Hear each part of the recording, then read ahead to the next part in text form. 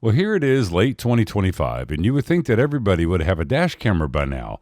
But after years of having them in all my vehicles, I can tell you that they are a must-have. And this is why you need a dash camera in all your cars. I'm just sitting here minding my own business till this lady decides to back right into me.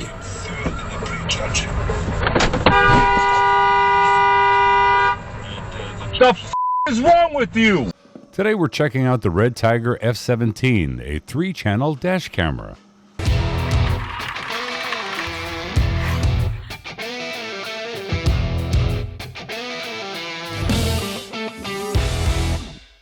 So let's go over some of the specs of this dash camera.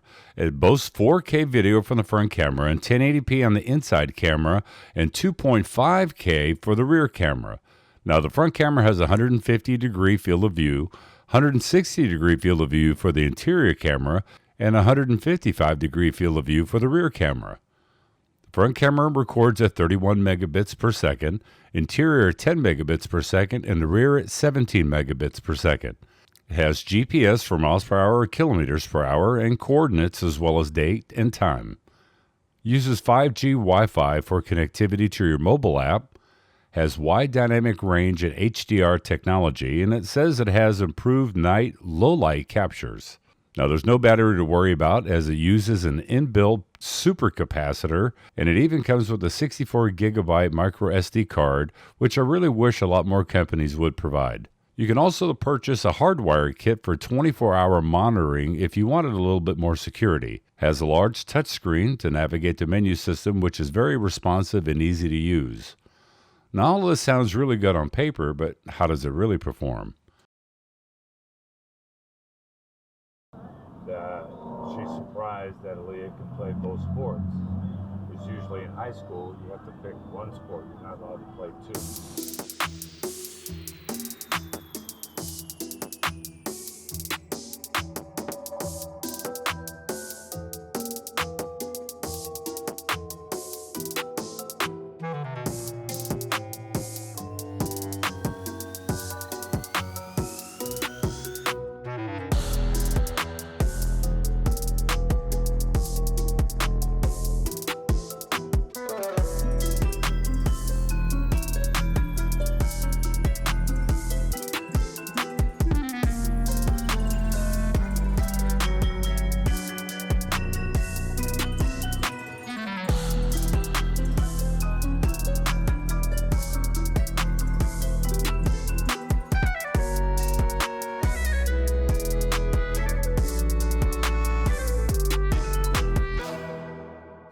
Well, after looking at the footage, let's talk about some of the pros and cons of this F17 by Red Tiger.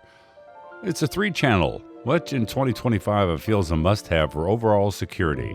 Its screen is a touchscreen, so it's very easy to navigate. Has GPS, which is always nice to have. It has nice low-light footage, as you can read license plates with ease, and it has that included SD card. Now on to the cons.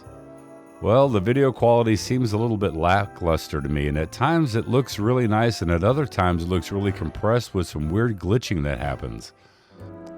Low light video, well, it does have a lot of noise in it.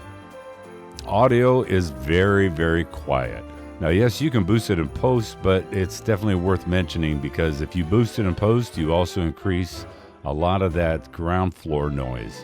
The biggest issue for me is the mix-match frame rates. Now, the interior camera and rear camera record at 30 frames per second, but the front camera only records at 25 frames per second, which I find was really strange. Now, is this kit worth $169? Well, if you're looking for an entry-level 3-channel dash camera with decent performance, then yes, this could be the kit for you.